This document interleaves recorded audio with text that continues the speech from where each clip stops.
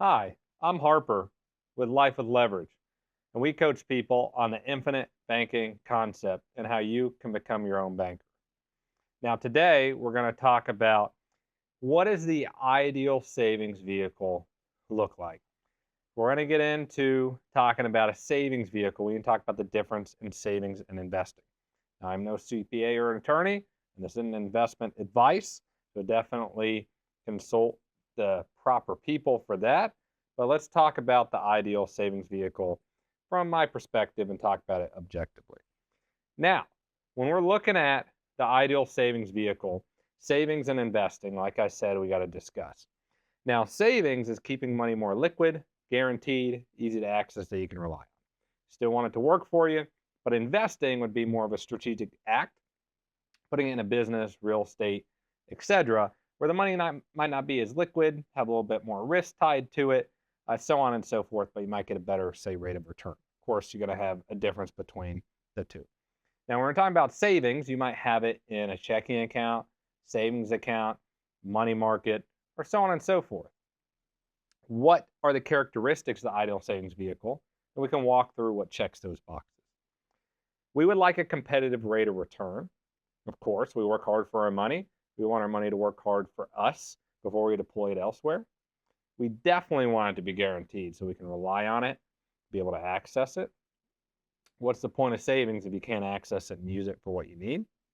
Ability to leverage it, right? We would like to be able to leverage those dollars and borrow against them as long as we get it at a very preferential rate and be able to access a high percentage of it. We would like it to be liquid and very easy to access. So let's say you have savings, might have a little bit better return, but say it's tied up in a qualified plan or something like that, which I would argue is not really a savings vehicle anyways, more an investment vehicle. Well, what's the point if you can't use the cash today or go get a return buying real estate or a different business or use it for whatever you need? We would like it to be tax-free if possible.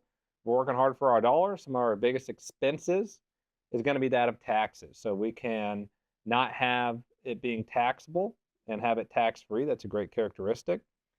Now, there's creditors out there. You could get sued, and at the end of the day, you would like it to be creditor protected.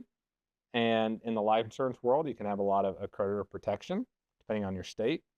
And then the compounding, even if it's not a super high rate, if we can have it snowball and compound on itself over the years, it can start hockey sticking. And that is awesome in our favor to have that snowball effect. But we need it to not be interrupted by withdrawing any principal and letting the interest keep compounding on it, and no taxes interrupting that. Now, let's talk about what vehicles might fit that description or those characteristics. So if you take a savings account, or let's just switch to a money market, okay? You might have a competitive rate of return for a savings vehicle, right? Remember, this isn't an investment, it's savings. Might be fairly guaranteed, right? You could leverage against it, but you're going to pay, say, 8% from a bank when they're paying you, say, 4%. So that's not a great deal. Any of the growth is going to be tax-free. I'm sorry, taxable, not tax-free. It will be liquid, which is great. Won't be creditor protected, and the uninterrupted compounding, it'll be compounded by taxes and you withdrawing the capital to use it elsewhere, unless you borrow against it, but you'd be paying a higher percentage rate, say 8 when it's compounding at 4. Now, what's another vehicle? Okay, let's talk about a life insurance contract with a mutual insurance company. Cash gets in there, and you'll have cash value or equity or cash within the contract. It will have a fairly competitive rate of return. It's going to have guarantees 100% strong contractually, you can look at. Ability to be leveraged. You can borrow against it at, say, 5% right now in winter of 2024, when banks and third parties are charging, say, 8 because there's no middleman to try to take the profit or in between, which is awesome. It's going to be very liquid to be able to withdraw or borrow against. You're able to access actually 95% loan to value typically, depending on the company, versus other assets you try to borrow you wouldn't be able to do. And it's going to be tax-free if handled properly. It's going to be creditor protected depending on your state, and the compounding will not be interrupted by taxes or by you withdrawing the funds if you borrow against it, and you're not going to get railed with the higher interest rate.